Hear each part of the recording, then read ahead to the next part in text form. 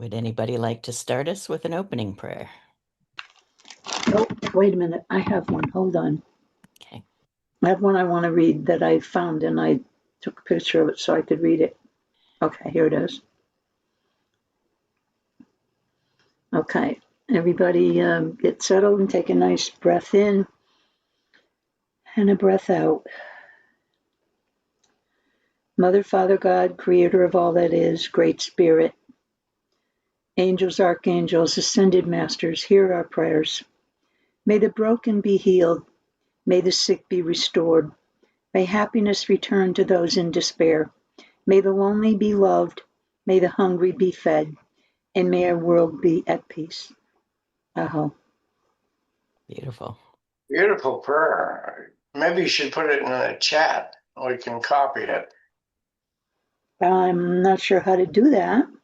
Oh, I can send it to Nikki because good. I screenshotted it, so I can send it to you, Nikki, and then you can do whatever with it. Okay. Oh, clever screenshot. All right. Yeah, You're high tech. I try. All right.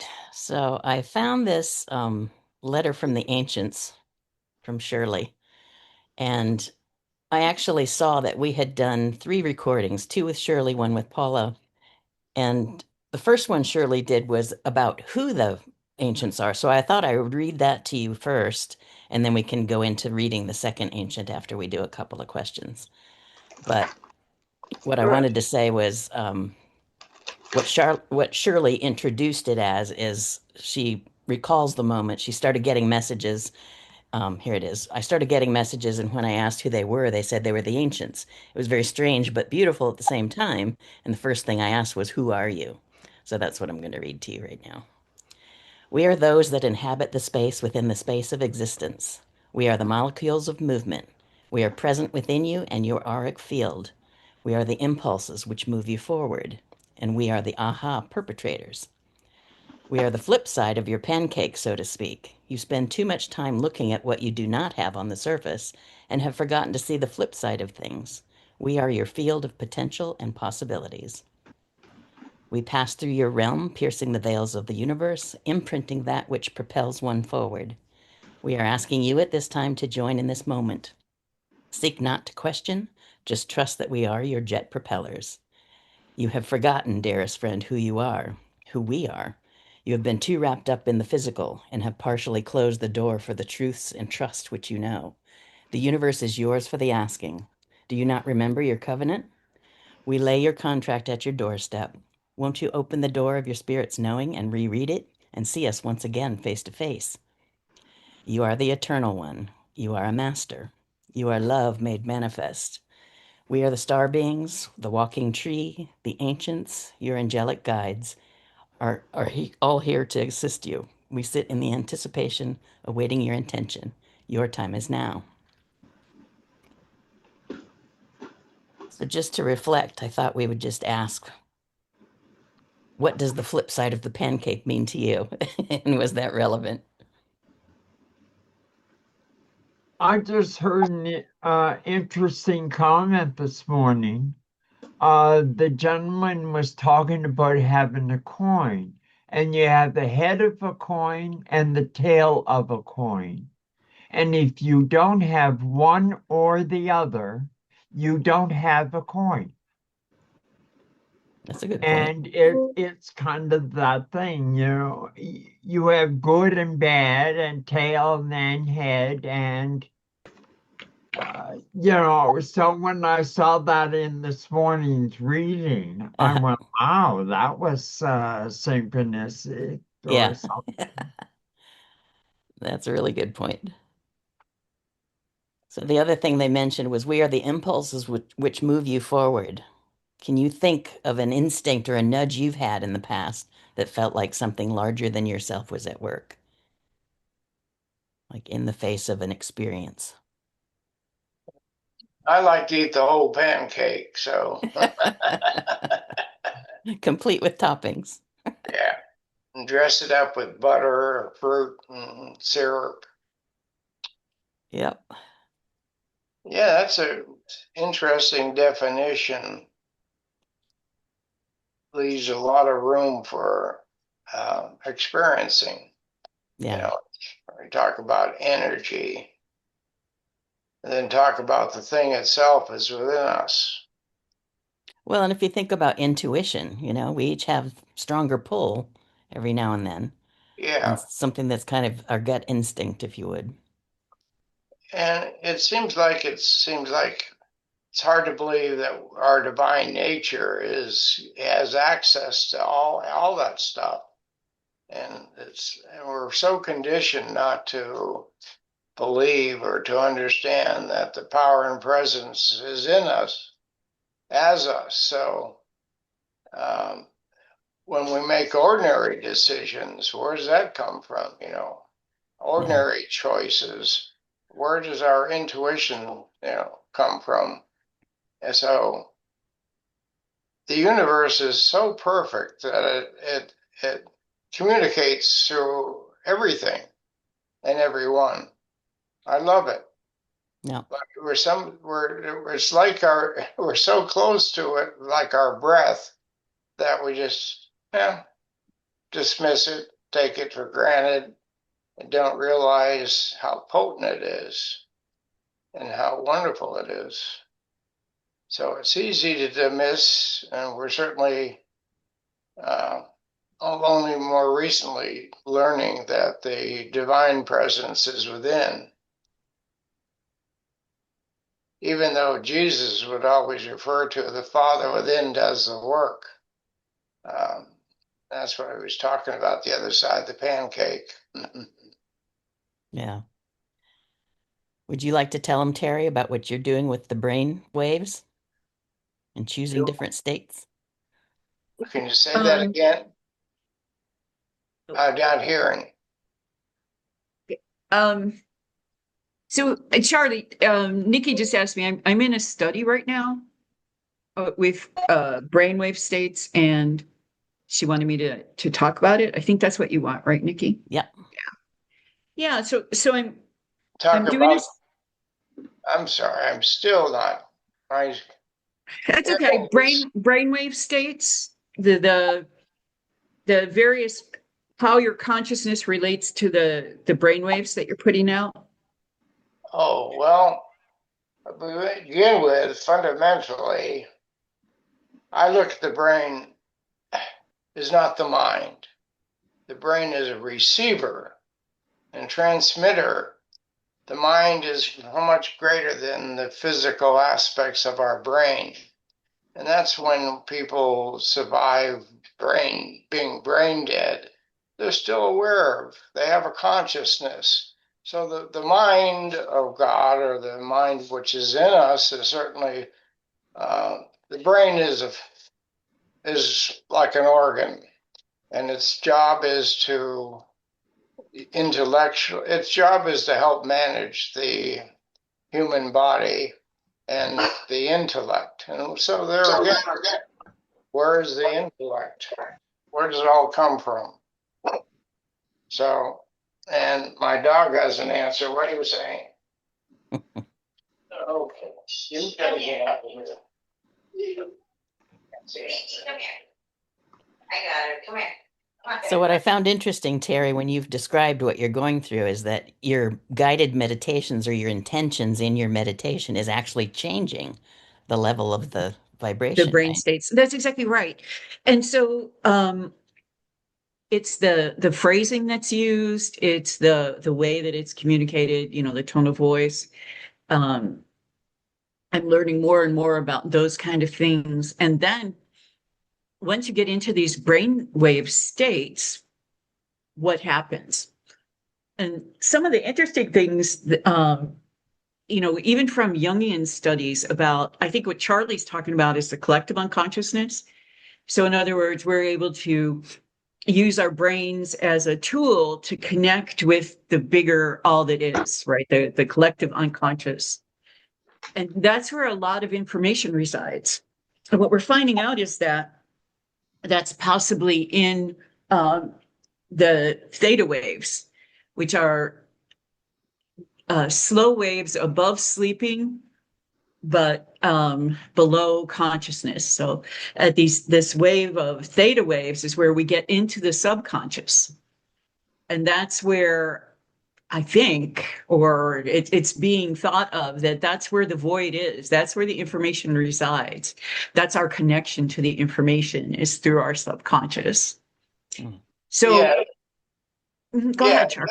yeah. I want to bring up the point that Bishop Warren Waters, who was a bishop, and he was also one of the bishops that consecrated Arnold Michael, and he's the one that consecrated me when he was like 100 years old.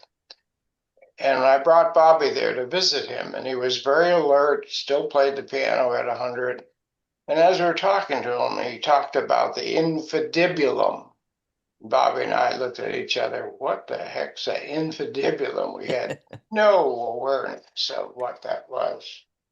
Uh, well, anyway, he explained to it. And then if you look it up in the dictionary, it's the small conical gland that is the third eye. So it's the third eye that picks up a lot of the other side of the pancake. So we don't know a whole lot about the transmission of the brain. We've learned a lot lately, right side, left side, and even when our brain is dead, we still function. So there's so much we don't know. But I think the infundibulum is like the receiver of the transmission of what we're talking about when we hear from messages from other, you can say the collective unconsciousness is a word that is often used. But the trouble with the collective unconsciousness, it collects everything, right? It's like the Ascon records. It has everything. So it has, stuff you wouldn't want and stuff that you really appreciate having.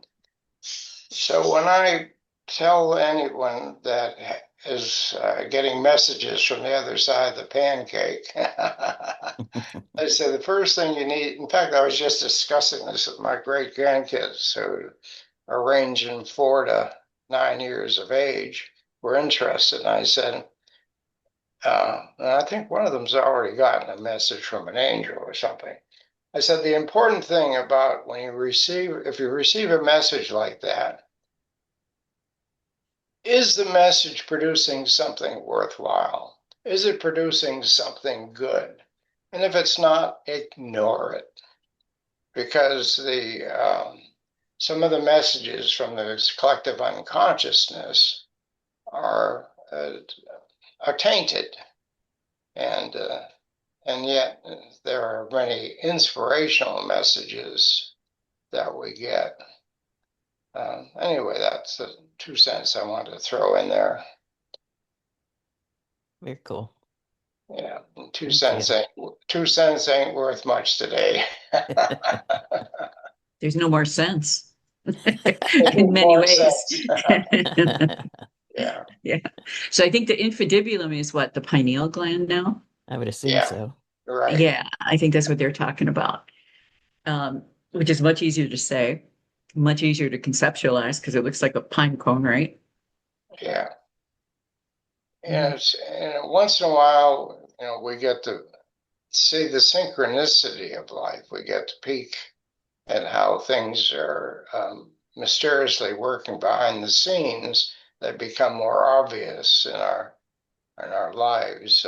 Sometimes we never get the answer, but like in the case of my brother's wife, uh, she lost her son Greg, no, another son, yeah, and he was shot and killed in the Huntington Beach Pier, and it drove her nuts.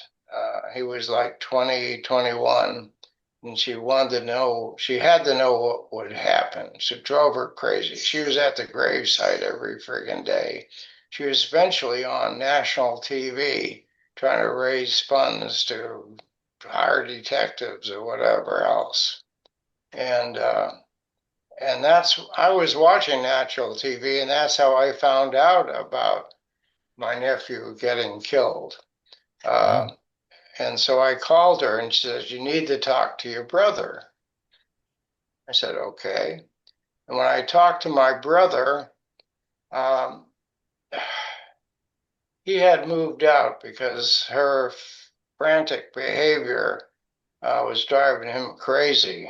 And so he moved out to another house he owned. And when I talked to him, he said what his wife wanted me to know, that one morning he got up and walked out to the pool, the backyard, sun rising, had a cigarette, grabbed coffee, and his son, who passed, appeared to him, an auric form, and all the hair in his body, tingled and went up, and it was um, frightening, and it was also very alluring. And so, what my brother did, he got the message was, "Hey, you've always been there for mom. You need to be there for her now. Help her, help her." And so my brother ignored that message. He thought people would think he was crazy. So for 2 weeks, he didn't do a darn thing. And then his son appeared to him again in an auric form, uh, in his vehicle, in his truck he was driving. He was in the carpeting business, and he was driving his truck, and his son reminded him, "You need to really help your mother." And he did. He finally he took it seriously, and by this time she's in a relationship with somebody else, and because of his awareness and because of his spiritual awakening, he was able to drive her to the airport to visit her new fiance. He wasn't shocked by it, and he welcomed it. So it was a game changer for him, who had lived his life to the fullest after a tragic event of his other son who died when he was 2 years old. They both named Kenny. So he had two sons die with the name Kenny. Once when my brother was like 21 years old with two babies, and both almost died. And one did die, and it drove him crazy. He ran away. He left his family. Nobody knew. He disappeared. He ended up from Massachusetts into Florida. Some guy put him up into the boiler room and let him tend the boiler for the hotel and gave him some food. He didn't have his wallet. He didn't have anything. Didn't have luggage. I didn't find this out till years later. So from that experience, he decided to live his life fully, you know, and so he ended up having 5 marriages, and anything goes. But when it's this experience of the second son, Kenny, that died, now this had to be like, I don't know, 40 years later, at least, maybe 50 years later. Um, I said to my brother, I said, "There's got to be a clue in the name." So I pulled out the dictionary and tried to look up the word Kenny, two sons dying with the name Kenny. And what it said was Ken, Ken, means to go from one end of the spectrum to the other. So by that, it meant, going from hell bent to election to doing anything to a more spiritual awareness. And then there was a quote by Shakespeare, and it said, "The death of two." So the synchronicity that came through after 50 years of finally piecing it together, we're able to come up with the divine guidance within the whole system. And that's what I mean when occasionally we get to see the other side of the pancake. And it might be 50 years later, it might be 2 days, a week later, or it might be sooner. So anyway, I shared that in one of my books. It was important for me to understand it myself. Yeah. Wow. All right. Shall we read the letter?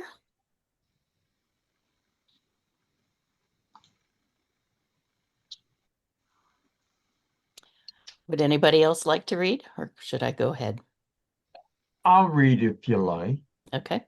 Oh, okay. We are the ancients of ever spiraling vortex of light and love. Welcome you once more. Our message today emanates from a desire to assist and further your efforts to seek counsel from the source of all. Your invocations and petitions are heard. Your desire to be completeness and all that exists pleases the giver of life. The resonance heard in the atmosphere of the universe has created a melodious refrain throughout the heavens. Many times you place restrictions upon your abilities by virtue of unknowingly giving your power away to others and not taking responsibility or accountability for your actions. We wish to address power and accountability as part of this particular transmission. Power is the ability to be in the command of and the final authority of and to be dominant force in, to have authority and jurisdiction over, to be omnipotent and in the quality of your life. Power is your gift, given as your means of a free will.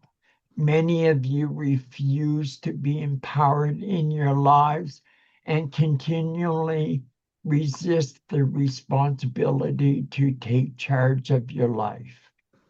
Consequently, your power is given to all manner of people and situations. True power comes from knowing who you are, no matter the past. True power comes from knowing what you want and how best to achieve it without harming anyone in the process. Once achieving your inner strength, remember to use it for good, to be an example of true living. Use power to unify rather than conquer and divide. Bless others. Create a balance of healing and love for the planet as well as for you, the individual. Give to others their due as you wish them to do for you. Accountability Accountability is you being answerable and taking responsibility for who you are in the moment. All manner of experience, traumatic or joyful, have brought you to the you of now. You are who you are uh, because of or in spite of all preceding events.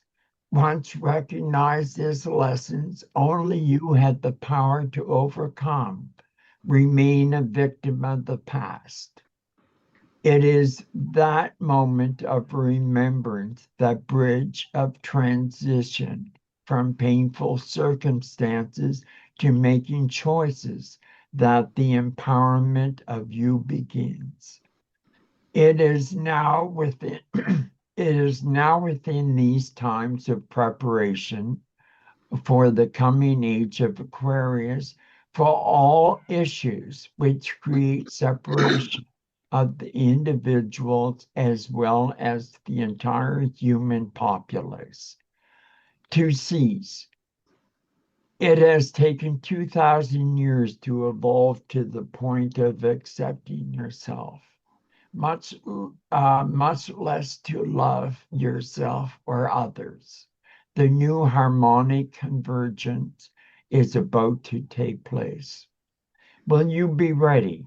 Will you have finished your business with self and with others? Will you hail the shift from the old paradigm of the illusion of separateness to the metamorphosis, the liberation of your vibrational field to free you to assimilate the more intense harmonic frequencies to assist your evolution. Bear in mind, each individual has chosen to take part in this rebirth of planetary and personal freedom. That is why you are here now, in this moment, in this juncture of the collective acceptance of the principle of oneness. First comes the personal integration for each, and then global integration. Your personal demons, dark side, or shadows is what keeps you separate from the fullness to step into the light. You already know what is right for you and what is wrong. Recognize what works. Ignite the passion to evolve. Allow your shadow side to provide the opportunity to bring in your light and genuine essence. Remove the shrouds, the veils, transmute past experiences, judgments, thoughts, constructs, and all old belief systems which have held your spirit in abeyance. Your energy patterns will still automatically begin. Their process of shifting once given permission by you. You consciously and willingly choose to surrender to what you thought you were, to be fully who you truly are. If your transmissions seem to persist, ask you to look deeply within to create change in your life. It is because that the only route you can take. The truth about you is within you. We are here to impart our assistance to an ever continuing basis. Whenever you call, we will come. We share a commonality with the divine being. Now you are loved completely without conditions. Until our next moment. Blessings. Thank you. Now, this information was channeled, is that right? By Shirley, yeah. Yeah. Back in Before 1996, before AI. before AI. Is very well written. Yeah. And from what I understand, dead on. Yeah. Especially for the age. I mean, when you think that was written, what, 20 years ago? Yep. And we're right now smack dab in the middle of the whole thing, and the point I keep reminding myself is the divine sent me here at this particular time because the divine knew I was strong enough to do something about it. And every one of us are here because we wanted to be here, whether we realize it or not. Therefore, observe the world, not be part of the world. I was raised as a fundamentalist to believe that I can see the crap. I don't have to be involved in it. And that's what is being said there is, and it's within you. The message, we already had the strength, the divine put us here with strength built in. True, true. So does anybody have examples of when they've given their power away and then wondered what the heck happened? You want to talk to them, Dolly? We're always having conversations about that. We all give our power away, some a lot more than others. Um, Ernest Holmes used to say something similar to what was there. He said, karma is not kismet. Karma is not kismet. Well, it took me quite a while to put that together and digest it and look on both sides of the pancake. But it's what we're just discussing that, so oftentimes because we're in a scientific world and whatever, in a world run by beliefs, we think, well, we can't change anything. It's in our DNA. We're stuck, so that's another common error we make because we make science sometimes so important. Yet science of the mind is when we can go to the other side of the pancake, tells us everything that was written. Um, and so what we're saying is that, in karma, it brings up past experiences, but we look at them with a fresh view and we can grow from them. So we take our negative experiences and learn to transmute them or transform them into a more positive experience of life. So we're not, just because we're born with a certain DNA and certain blood type or a certain gender or certain handicaps, doesn't mean we can't. And what you were saying, Kevin, about in Christian bringing up is that they say we were in the world, but we're not of it. What does that mean? We're in the world, but not of it. And for me, the answer is it's what the Buddhists talk about. It's detachment. And it isn't detachment because you're not interested in helping somebody or you're running from it. It's detachment because we are spiritual beings. And it's not a cold detachment. It's not becoming part of the problem. We're becoming part of the solution when we enter into the consciousness of love or compassion or joy, even in the face of sorrow or tragedies. That is our task for me as a human being living a life or experience a human life, but I'm really a spiritual being experiencing the humanity. So that's what it means for me is that we don't want to be part of the problem. We want to be part of the solution. So it's a question that it's not sympathy. You don't jump into the problem. It's more like empathy. You can feel it for them, but you can raise the vibrations to within yourself to a higher level, transmute, transform, and move on. Laura, you came off mute. Do you have an experience to share about where you turned your life around? Yeah, it always brings me back to discovering Al-Anon is where I learned how to deal with life. Before that, I always gave my power over to everybody. I was like a chameleon. I was whoever you wanted me to be because I wanted to be loved.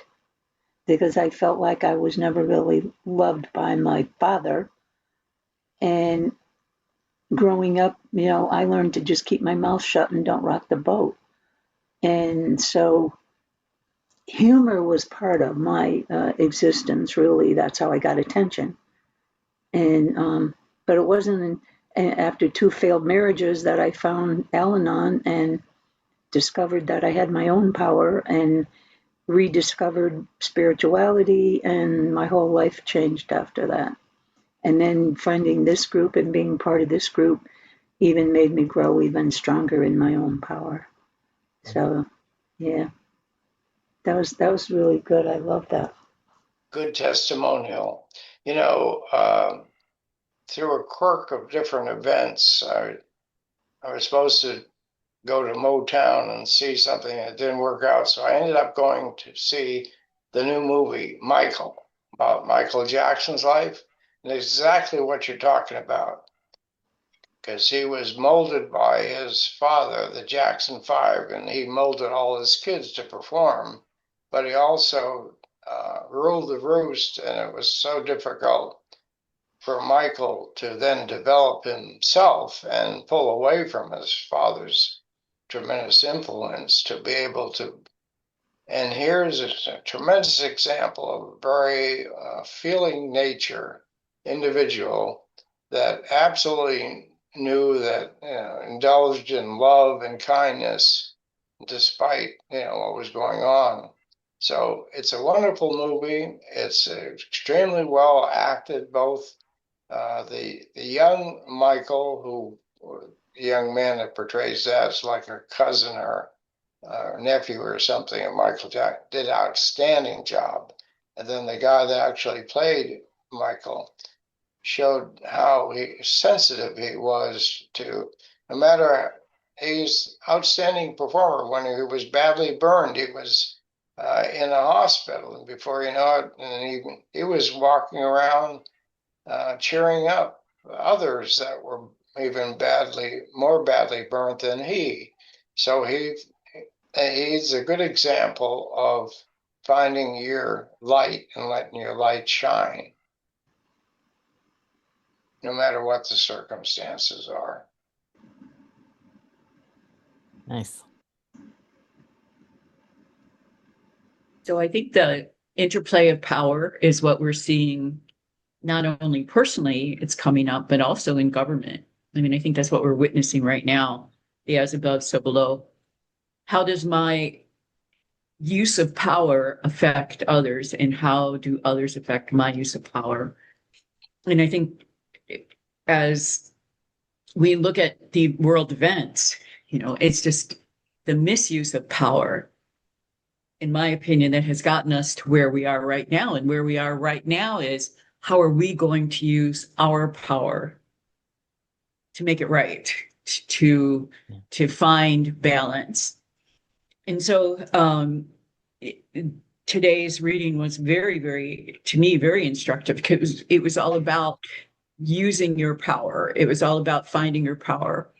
They talked about giving your power away. And I think sometimes giving your power away is a gift, when you allow yourself the humility to step back and allow others their power, even though you could be exercising yours. And so I don't know that we give it away, but I think that we choose to use it or not. I think that's the difference. And I think that is really what living in society and what living in community and what having relationships is all about, is the right use of power, the right use of personal power. And when you feel that power has been used improperly in your direction, how are you going to respond? Are you going to try to overpower them? Because that, to me, that's violence, meeting power with power. Or are you going to find a way to exercise your power differently, so that it's not in a violent manner, but in a manner where you can use your, like Charlie was talking about, your intuition, and going into the collective consciousness and pulling down all of those tools that are available to us to determine what the right use of power is. And so there isn't a one size fits all that I could tell. And I think it's been one of the biggest struggles of my life, is figuring out where I fit, how to use power, how to relegate it, how to move through life with that. And so I think, to me, I listened as there was so much information in that reading, and I'm not a very quick processor. But that's the point that I got, was that they were talking about the right use of power, and using power not only toward or for others, but for ourselves. How do we use our own power? How do we use our own intellect, our own intuition, our own, uh, consciousness for the benefit of not only ourselves, but everyone else as well. So I think that's what they were talking about. And I think, I don't know, Charlie, what are your thoughts on the proper use of power? Because Yeah, it's something that I struggle with quite a bit.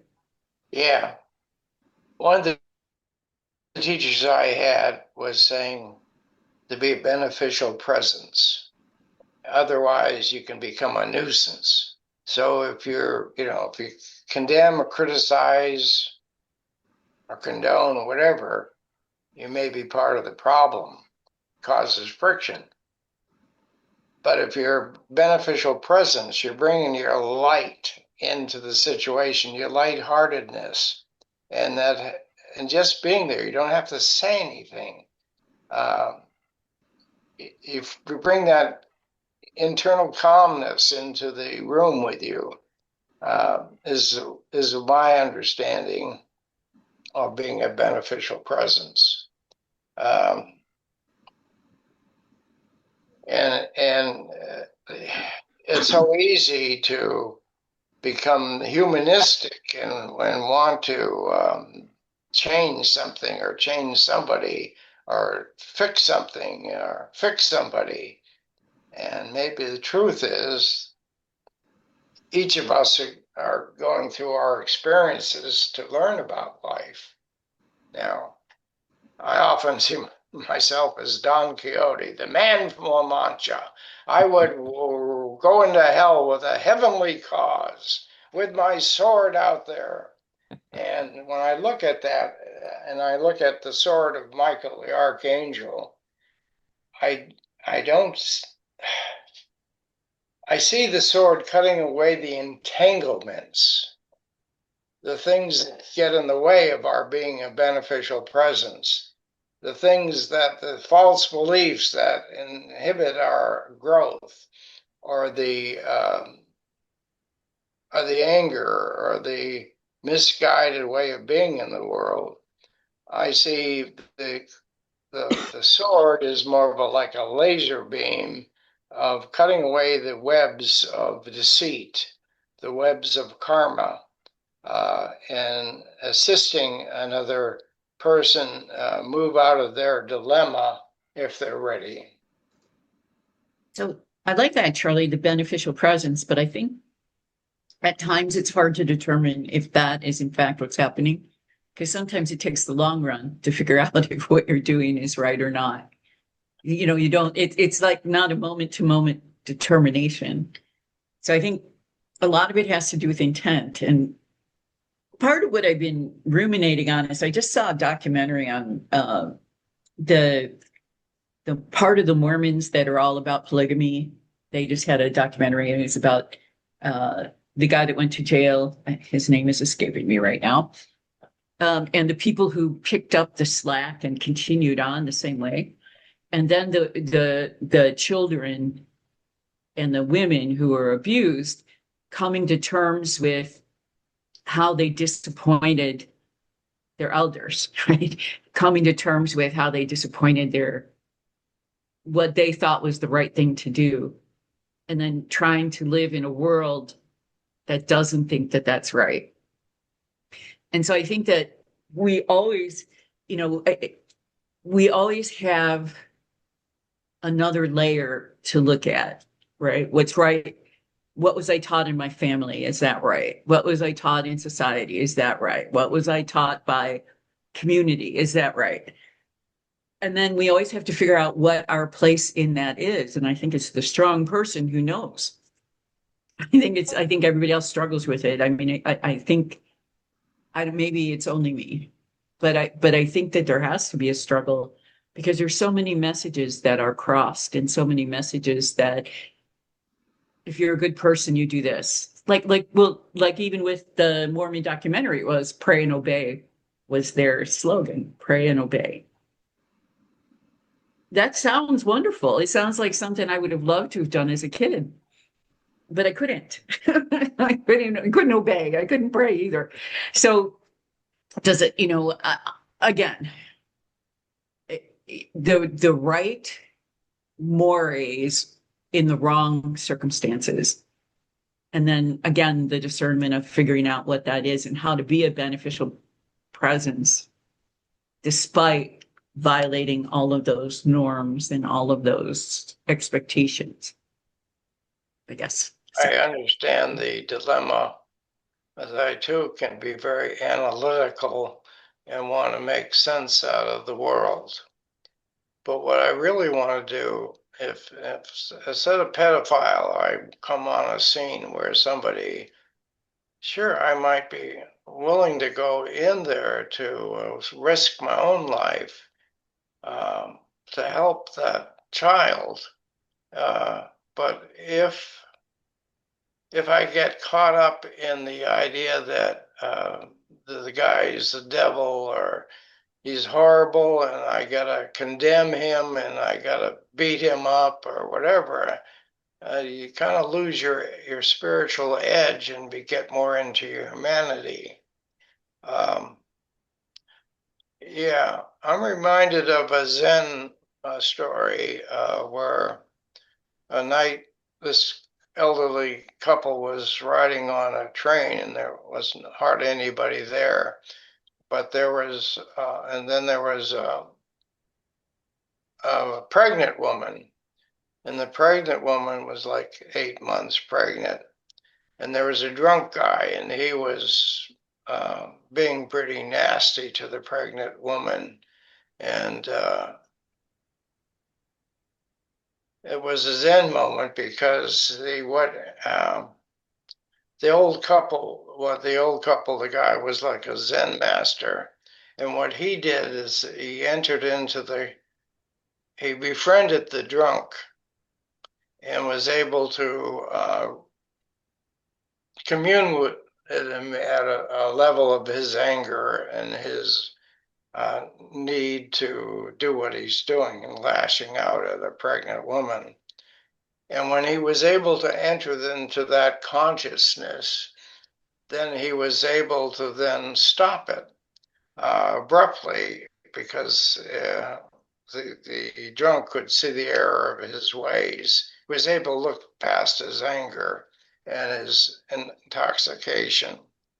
Um, I know my explanation isn't great, but that's the idea is that you bring the light into the situation. It isn't a question you bring in, well, should I do it or not do it? Is it valid or invalid? You get it out of your analytical mind and draw upon your spiritual strengths.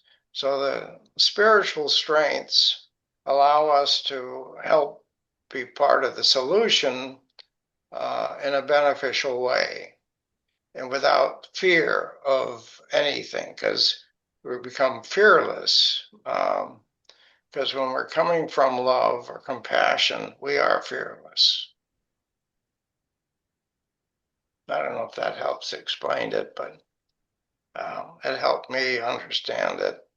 It helps me when I find myself in a dilemma. You know, when the dilemma,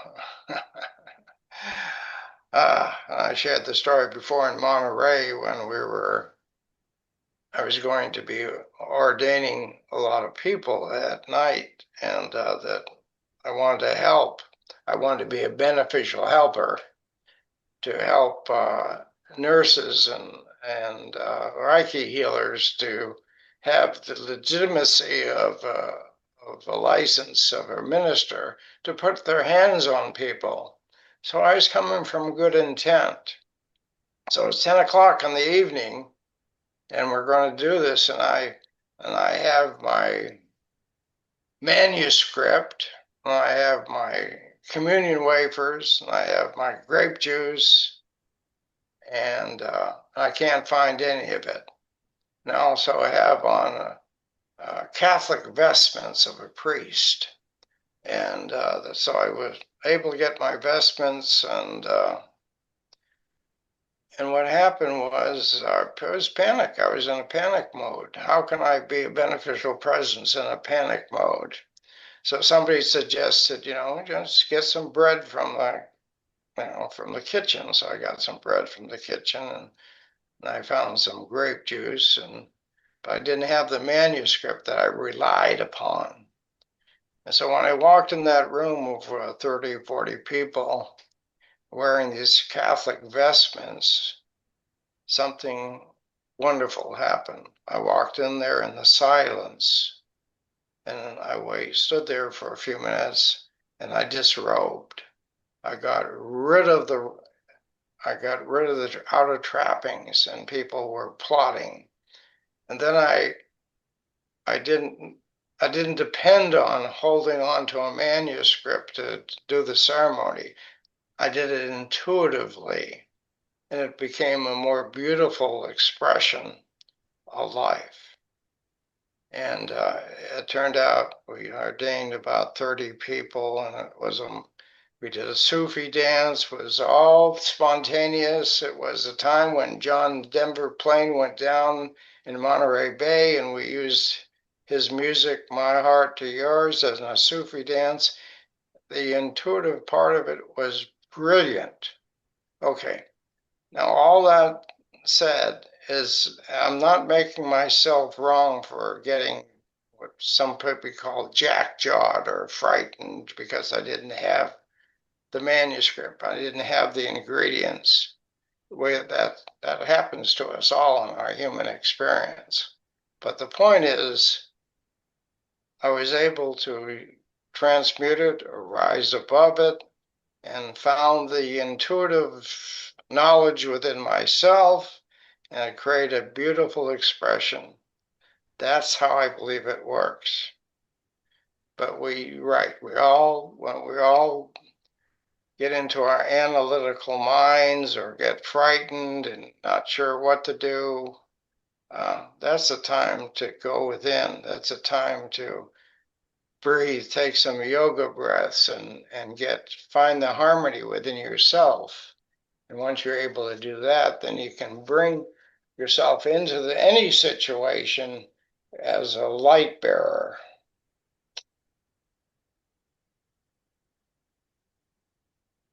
Does that make sense? Yes, thanks, Charlie. That was good. Thank you. Beautiful.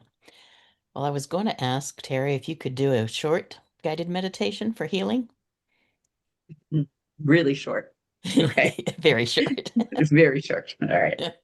Everybody take a deep breath and feel yourself supported in whatever you're sitting on or laying on.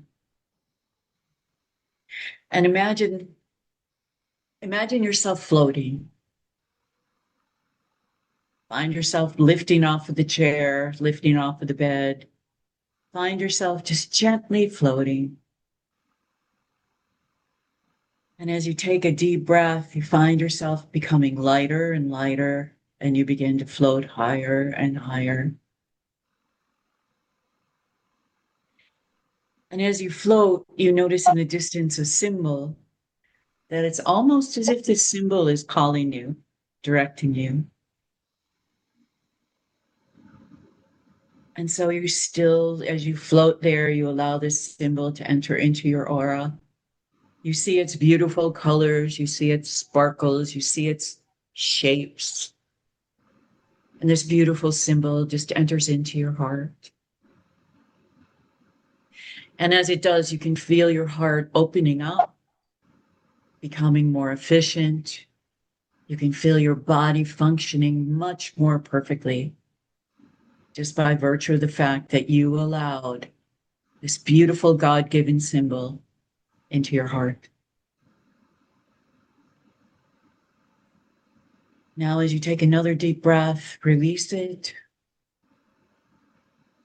and see this symbol in shadow coming up and coming into your forehead as it unites your heart and your brain in a coordinated effort to cleanse and clear and bathe your body and your spirit. And this beautiful symbol doesn't have to be intricate. It could just be a line or two, a word or two, a color. And yet it feels like the missing piece. It feels like the piece of you that is just a little bit off. And as you take a deep breath, and this symbol seats itself in your head and in your heart, and you feel yourself whole and complete, safe, protected, loved. And as you look up, you see the heavens opening up, connecting with your symbol. And you know that this symbol is something given to you for your guidance, for your health, for your well being. And you carry this symbol with you. And you can pass it on, you can do whatever you wish with it, but it will never leave you. Growing stronger with each level of awareness, becoming more perfected, more pure, more holy as the rays of the sun break through the clouds and shine on you and your symbol as you're floating there. Feeling so whole, so perfect. And you breathe out anything that doesn't belong in this perfection. Breathe in the strength of your symbol and breathe out whatever's left over. And now call to mind someone in need of healing and allow them to use your symbol just until they get their own. And send your symbol with love to this person. See it enter their heart, enter their forehead, conduct their physical life and their spiritual life with wholeness and perfection, just the way it's been intended, just the way it happened with you. Breathe in the right use of power. Breathe out doubt. Know that by virtue of your symbol, you are guided, protected, and loved.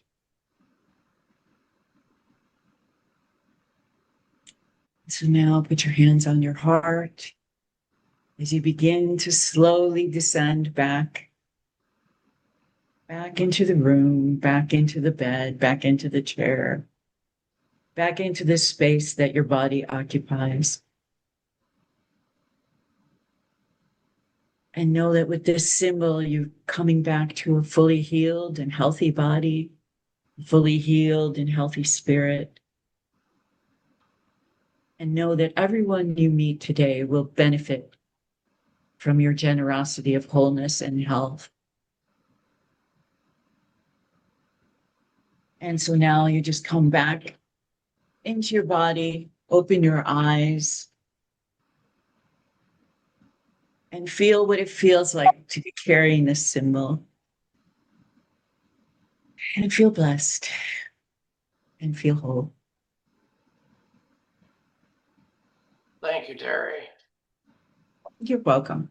Beautiful. Thanks, Terry. That was beautiful. Oh, you're so welcome. You're so welcome. I know. I don't know what they were doing. They told you to sit and feel supported, and then all of a sudden you're in the air. And I just in the middle of that, I was like, I don't know what they're doing, but it seemed to work out.